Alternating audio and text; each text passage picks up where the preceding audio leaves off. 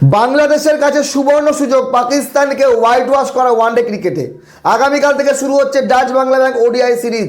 দুপুর 2টো থেকে লাইভ আমরা দেখতে পাবো ঢাকার মিরপুর শেরেবাংলা স্টেডিয়াম থেকে। বাংলাদেশের ওডিআই স্কোর যথেষ্ট শক্তিশালী। দলে লিটন কুমার দাসের এন্ট্রি হয়েছে, সৌম্য সরকার আছে, তাসকিন আহমেদ, মুস্তাফিজুর রহমান, মেহেদী হাসান, মিরাজ, নাজমুল শান্ত থেকে শুরু করে তহিদ হৃদয়ের মতো প্লেয়াররা আছে। কিন্তু পাকিস্তানের দলটা একটু দুর্বল মনে হচ্ছে আমার কাছে। সেখানে শাহিন শাহ আফ্রিদি আছে, তাকে ক্যাপ্টেন বানানো হয়েছে। মোহাম্মদ রিজওয়ান আছে, শান মাসুদ আছে, হুসেন তালেত আছে, সালমান আলী আগা আছে, ফাহিম আশরাফ আছে, কিন্তু বাবর আজম নেই। এত বড় একটা নাম। তবে পাকিস্তান একটু এক্সপেরিমেন্ট করেছে, হয়তো বাংলাদেশকে হালকা মনে করেছে। চলো ভাই আমরা একটু হালকা দল পাঠাই। 5 জন এমন ক্রিকেটারকে পাঠিয়ে যাদের বয়স 24 বছরের কম, এমনকি 4 জনের বয়স তো 20, 21, 22 বছর। এই ধরেন স্যামেল হুসেন, তার বয়স 21 বছর। ফাইজাল আকরাম বয়স হচ্ছে 22 বছর। মাজ সাদাকাত 20 বছর বয়স। গাজী ঘৌরি বয়স 22 বছর। তো এই যে 20, 21, 22 বছরের ছেলেদের পাঠিয়েছে, এদেরকে দিয়ে বাংলাদেশে এক্সপেরিমেন্ট করা হবে। কিন্তু বাংলাদেশের সর্বনিম্ন বয়স কার? সম্ভবত নাহিদ রানা, 23 বছর বয়স। তো বাংলাদেশ দলের কাছে সুবর্ণ সুযোগ পাকিস্তানকে হোয়াইট ওয়াশ করা। এমনিতে মিরপুরে বাংলাদেশ একটু ভালো খেলে, প্লেয়াররা পিচটাকে ভালো মতো চেনে। তার ওপর বাংলাদেশ এখন ওডিআই র্যাঙ্কিংয়ে 10 নম্বরে আছে। বাংলাদেশের ওপরে ওয়েস্ট ইন্ডিজ আছে 9 নম্বরে, এমনকি শ্রীলঙ্কা চলে গেছে 6 নম্বরে, আফগানিস্তান 7 নম্বরে, সেখানে বাংলাদেশ চলে গেছে 10 নম্বরে।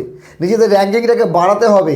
2025 চ্যাম্পিয়ন্স ট্রফি বাংলাদেশ খেলেছিল, কিন্তু ওয়েস্ট ইন্ডিজ এবং শ্রীলঙ্কা সুযোগ পায়নি। তারা কিন্তু ওডিআই ক্রিকেটে এখন র্যাঙ্কিংয়ে এগিয়ে গেছে। তো বাংলাদেশ যদি পাকিস্তানকে হোয়াইট ওয়াশ করতে পারে, তাহলে অবশ্যই তারা র্যাঙ্কিংয়ে এগোবে। এইবার কথা হলো, পাকিস্তান র্যাঙ্কিংয়ে অনেক এগিয়ে। পাকিস্তান এই মুহূর্তে 4 নম্বরে আছে।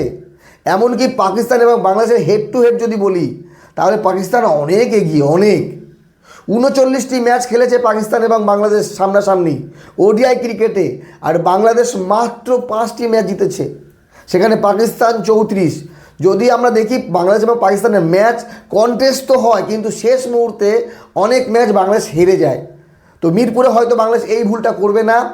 তো চলেন একবার দেখি বাংলাদেশের প্লেইং 11 কী হতে পারে। আমি আমার মতো প্লেইং 11 করেছি, আপনাদেরটা জানাবেন। এবং পাকিস্তানের এই দলটাকে অবশ্যই বাংলাদেশ হারাতে পারবে। এক তো ডে নাইট ম্যাচ, তারপরে মিরপুরে খেলা, মিরপুরের বোলিং পিচ হবে, স্পিন অ্যাটাক যথেষ্ট ভালো, পাকিস্তানেরও ভালো, বাংলাদেশেরও ভালো। কিন্তু ব্যাটিংয়ে বাংলাদেশ ভালো করবে পাকিস্তান থেকে মিরপুরে, যদি সেই রকম পিচ হয়। ব্যাটিং পিচ হলে পাকিস্তান এগিয়ে, আর যদি মিরপুরের টিপিক্যাল পিচগুলো হয় যেমনটা হয়, তাহলে বাংলাদেশ ম্যাচ জিতে বেরিয়ে যাবে, সিরিজও জিতবে। তো চলেন একবার দেখে নিই বাংলাদেশের প্লেইং 11 কেমন হওয়া উচিত বা কেমনটা হবে। ওপেনারের জায়গায় অবশ্যই সৌম্য সরকার এবং সাইফ হাসানকে আমি দেখছি, যদি সব কিছু ঠিকঠাক থাকে।